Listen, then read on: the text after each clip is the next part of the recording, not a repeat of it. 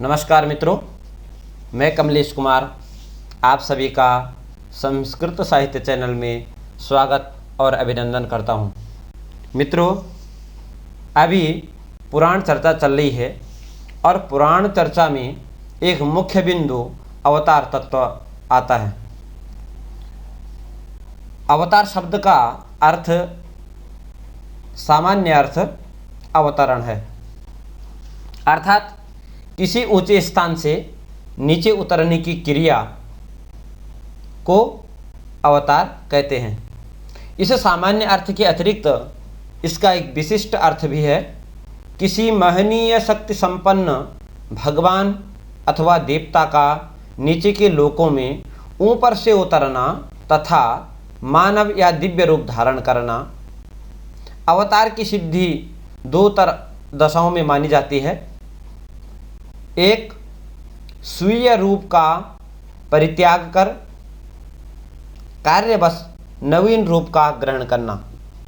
दूसरा, नवीन जन्म ग्रहण कर तद रूप में आना, जिसमें माता के गर्भ में उचित काल तक स्थिति की बात भी सन्निविष्ट है।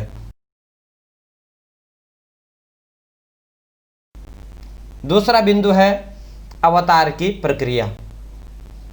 भगवान के अवतार धारण करने के विषय में पुराण तथा इतिहास में चार मत प्रस्तुत होते हैं। पहला है, भगवान अपनी दिव्य मूर्ति का सर्वथा त्याग कर ही भूतल पर अवतीर्ण होते हैं और नवीन जन्म धारण कर रूप परिवर्तन करके।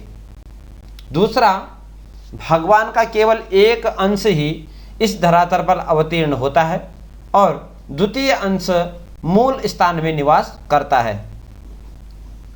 तृतीय भाग, भगवान विष्णु के दो अंश हैं। एक मूर्ति स्वर्ग में स्थित होकर के दुस्तर तपस्या करती है और दूसरी मूर्ति योग निद्रा का आश्रय लेकर प्रजाओं के संहार उत्पत्ति के विषय में विचार किया करती है। चौथा जो बिंदु है अवतार प्रक्रिया में, भगवान दो रूप से विद्यमान है। पहला निर्गुण, दूसरा सगुण। निर्गुण में वासुदेव और सगुण में संकर्षण, प्रद्युम्न और अनिरुद्ध।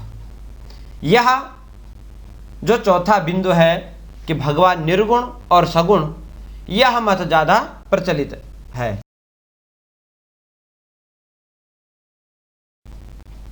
अगला बिंदु है अवतार का प्रयोजन। अवतार तत्व पुराण के प्रधान विषयों में अन्यतम है। श्रीमद् भगवत गीता में भगवान कृष्ण कहते हैं कि यदा यदा हि धर्मस्य ग्लानिर्भवति भारत अभ्युत्थानम धर्मस्य तदात्मानं सृजाम्यहम्। परित्राणाय साधूनां विनाशाय च दुष्कृतां धर्म संस्थापनार्थाय संभवामि युगे युगे। अर्थात जब जब धर्म की ग्लानि होती है तथा अधर्म का अभ्युत्थान होता है, तब भगवान अपने को इस धराधाम पर अवतरित करते हैं। इस प्रयोजन के अतिरिक्त अन्य प्रयोजनों की सूचना भी पुराणों में प्राप्त होती है। अव्यय, अप्रमेय, गुणहीन तथा गुणात्मक भगवान की अभिव्यक्ति अवतार मानवों के परम कल्याणभूत मोक्ष के साधन के लिए है। अतः जीव मोक्ष प्रदान करना भी भगवान के अवतरण का मुख्य उद्देश्य है। ज्ञान का वितरण करना भी प्रयोजन का अवतार का मुख्य प्रयोजन है। अर्थात मर्त्यावतारः खलु मर्त्य शिक्षणं रक्षो बधायेव न केवलं विभोः।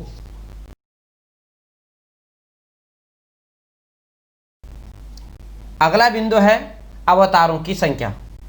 अवतारों की संख्या में वैभिन्न प्राप्त होता है। कहीं पर भगवान के 2 अवतार प्राप्त होते हैं, कहीं पर 10 और कहीं पर 24। यहाँ पर 24 अवतारों की संख्या और 10 अवतारों की संख्या को परिगणित किया है। भगवान के 24 अवतार हैं।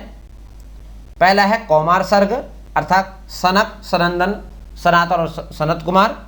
दूसरे हैं वराह तीसरे नारद, चौथे नर और नारायण, पांचवें कपिल, छठे दत्तात्रेय, सातवें यज्ञ नारायण, आठवें ऋषभदेव, नौवें पृथु, 10वें मत्स्य अवतार और 11वें कच्छपावतार, 12वें धन्वंतरी, 13वें मोहिनी, 14वें नृसिंह और 15वें वामन, 16वें परशुराम, 17वें वेदव्यास और 18वें राम, 19वें बलराम, 20वें कृष्ण, 21 हंस और 22वें हयग्रीव और 23 बुद्ध और जो भविष्य में होगा वह कल के अवतार हैं। इन 24 अवतारों में कुछ आवेशावतार हैं, कुछ अंशावतार हैं और कुछ कलावतार हैं और कुछ पूर्णावतार हैं।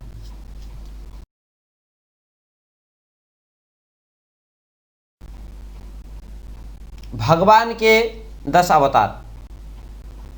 अधिकतर पुराणों में भगवान के 10 अवतारों की चर्चा प्राप्त होती है। जैसे वनजो खरवः, त्रिरामी सकृपो कृपः, अवतारा दशैवैते, कृष्णस्तु भगवान स्वयं। अर्थात वनजो अर्थात मत्स्य और कच्छप, जल में उत्पन्न होने वाले दो, वनजो दूसरा, वराह और नृसिंह अर्थात जंगल में उत्पन्न होने वाले दो अवतार, तीसरा है खरवह अर्थात वामन। उसके बाद आते हैं त्रिरामी अर्थात 3 राम, परशुराम, दाशरथी राम और बलराम। उसके बाद आते हैं सकृपः अर्थात कृपायुक्त अवतार बुद्ध। उसके बाद आते हैं अकृपः अर्थात कृपाहीन अवतार कल्कि और कृष्ण अर्थात कृष्णस्तु भगवान स्वयं। आहत्य ये 10 अवतार हैं। 10 मत्स्य, कच्छप, वराह, नृसिंह, वामन, परशुराम, दाशरथी राम, बलराम, बुद्ध, कल्कि और कृष्ण। इसके अलावा पौराणिक अवतारवाद का मूल स्रोत वेद, ब्राह्मण, शतपथ ब्राह्मण में और तैत्तिरीय आरण्यक, तैत्तिरीय संहिता ब्राह्मण में इसका वर्णन मिलता है। ऋग्वेद के विष्णु सूक्तों में अनेक मंत्रों में बहुत सा संकेत इसका मिलता है अवतार के विषय में, जिसमें अनुशीलन विष्णु के वैदिक स्वरूप का पूर्ण परिचय हमें प्राप्त होता है। उनके विशिष्ट कार्यों में 3 डगों में पृथ्वी का माप लेना अपनी प्रधानता रखता है। इस प्रकार से वेदों में पुराणों की चर्चा और पुराणों में अवतार की चर्चा का प्रसंग आता है। अस्तु, धन्यवादः, नमो नमः।